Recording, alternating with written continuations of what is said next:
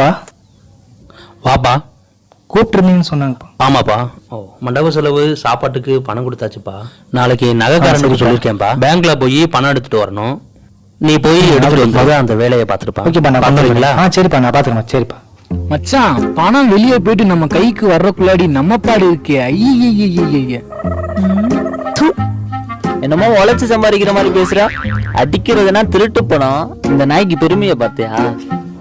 யாரா இவன்? ஆமா இல்ல, அடி இடி வாங்க வச்சிடாதீங்கடா.